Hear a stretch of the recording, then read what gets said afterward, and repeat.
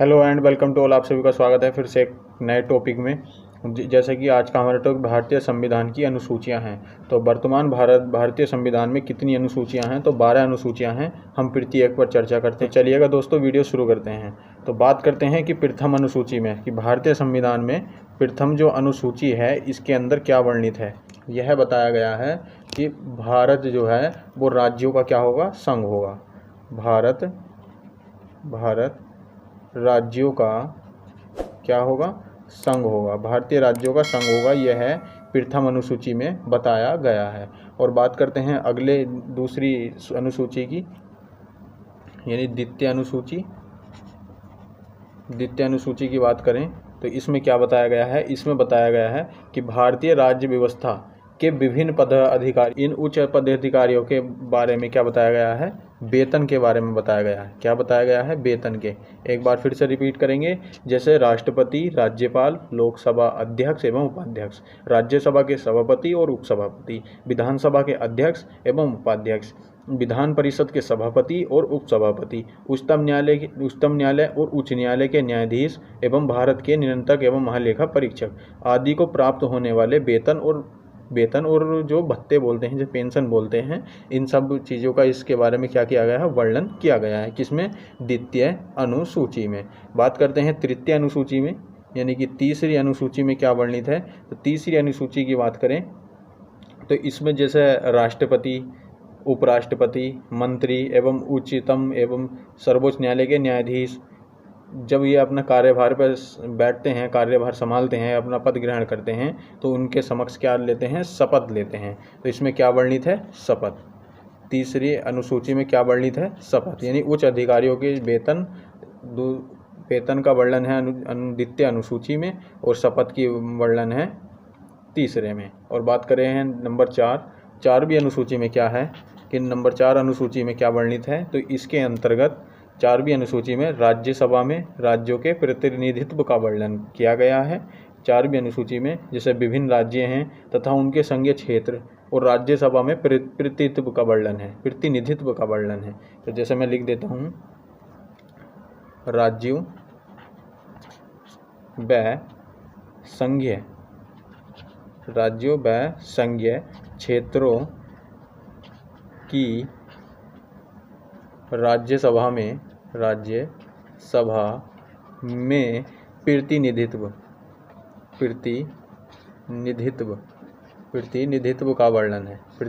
का वर्णन है। और अगले क्वेश्चन की बात करें, अगला क्वेश्चन बनता है 5वीं अनुसूची में। 5वीं अनुसूची में क्या वर्णित है? तो इसके अंतर्गत जैसे इनमें विभिन्न अनुसूचित जाति और अनुसूचित जनजाति के बारे में दर्शाया गया है। जैसे मैं लिख देता हूँ शॉर्टकट में, SC और ST। जैसे हिंदी में भी देख लेते हैं। जैसे बात करें हैं कि SC और ST की, तो SC और ST की जैसे अनुसूचित जातियों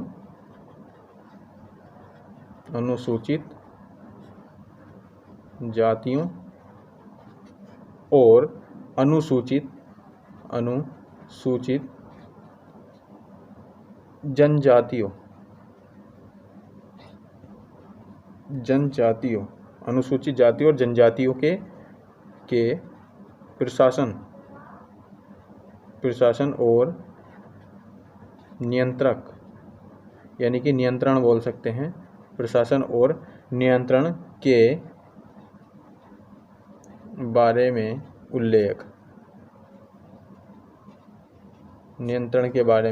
उल्लेख है। तो बात करें अगले क्वेश्चन की। अगला क्वेश्चन क्या बनता है कि छठी अनुसूची में क्या है? छठी अनुसूची में हमारा AM TM मतलब, इस पे बात करें हैं, AM TM मतलब असम, मेघालय,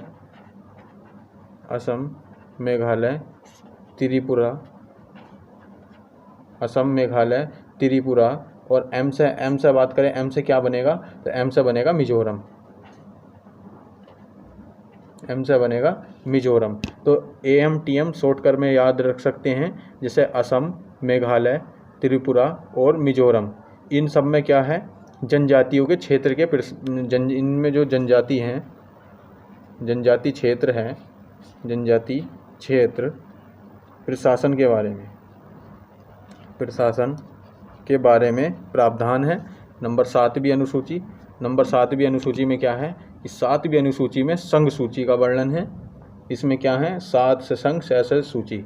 तो 7वीं अनुसूची में क्या है? संघ सूची का वर्णन है, यानी कि सूची का वर्णन है, ऐसे लिख सकते हैं आप, सूची। इसमें क्या वर्णन है? सूची। सूची में ही तीन तरह की सूची होती हैं। एक होती है संघ सूची, अगली होती है राज्य सूची, और तीसरी होती है समवर्ती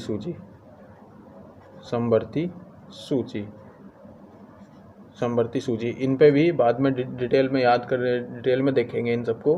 तो वैसा बात करते हैं समवर्ती सूची। ये कहाँ से ली गई है? ऑस्ट्रेलिया के संविधान से ली गई है। और ये है समवर्ती सूची केंद्र प्लस राज्य, केंद्र और राज्य दोनों पर काम करेगी। और राज्य सूची केवल राज्य पर काम करेगी, राज्य सूची राज्य पर कार्य करेगी, और संघ सूची यानी केंद्र पर काम करेगी। इस पे भी बाद में डिटेल में देखते हैं इसको, ये बात का टॉपिक है। और बात करते हैं 8वीं अनुसूची। 8वीं अनुसूची में क्या है? 8वीं अनुसूची में हमारा भाषाओं का उल्लेख है। क्या है 8वीं अनुसूची में? भाषाओं का उल्लेख है। जैसे बात करें कि मूल संविधान में पहले कितनी भाषा थी, तो 14 भाषा थी, और वर्तमान में कितनी भाषा हैं? 22 भाषा हैं। तो जैसे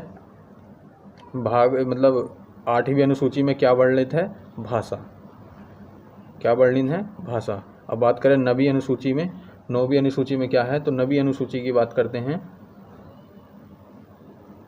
भूमि अधिग्रहण अधिनियम। इसे याद रख सकते हैं, भूमि अधिग्रहण अधिनियम का वर्णन 9वीं सूची में मिलता है। या ऐसा लिख सकते हैं कि 9वीं अनुसूची को प्रथम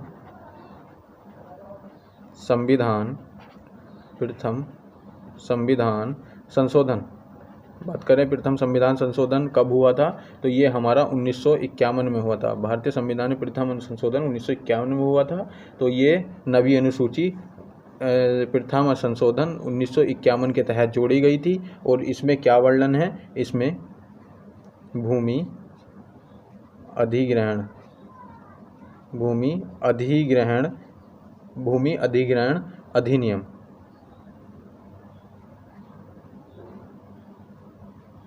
अधिग्रहण अधिनियम इसमें वर्णित है। और यह प्रथम संशोधन 1951 में जोड़ी गई थी।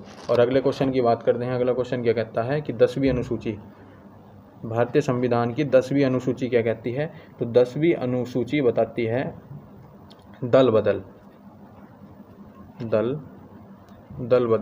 10वीं अनुसूची बताती है दल बदल, यानी दल बदल ये है, ये 52वें संविधान संशोधन, 52वें संविधान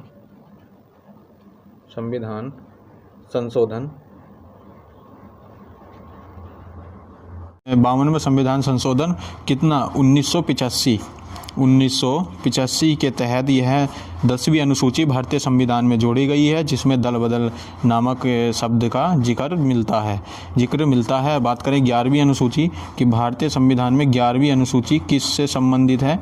तो 11वीं अनुसूची की बात करें तो यह है भारतीय संविधान में 11वीं अनुसूची पंचायती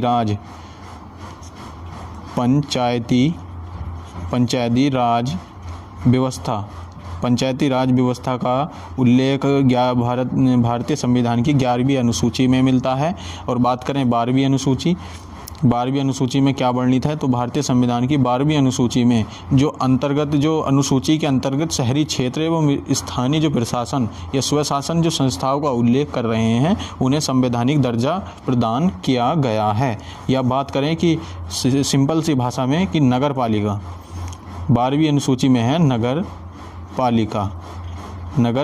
और एग्ज़ाम के मुद्दे की अगर बात करें तो एग्ज़ाम में कैसे पूछा जाएगा? तो यह पूछा जाएगा कि 12वीं अनुसूची के अंतर्गत शहरी क्षेत्र, शहरी मतलब जो शहर का क्षेत्र है, और स्थानीय स्वशासन संस्थाओं का उल्लेख कर रहे हैं, उन्हें संवैधानिक दर्जा प्रदान किया गया है 12वीं अनुसूची के तहत। तो चलिएगा दोस्तों, ये हमारी भारतीय संविधान की अनुसूचियाँ पूरी हो गई हैं, जो 12 की 12 कंप्लीट कर ली हैं। तो हमारे साथ जुड़े रहिए, हमारे चैनल को सब्सक्राइब ज़रूर करिएगा। तो चलिएगा, ऐसे ही लगातार वीडियो पाने के लिए हमारे साथ जुड़े रहें।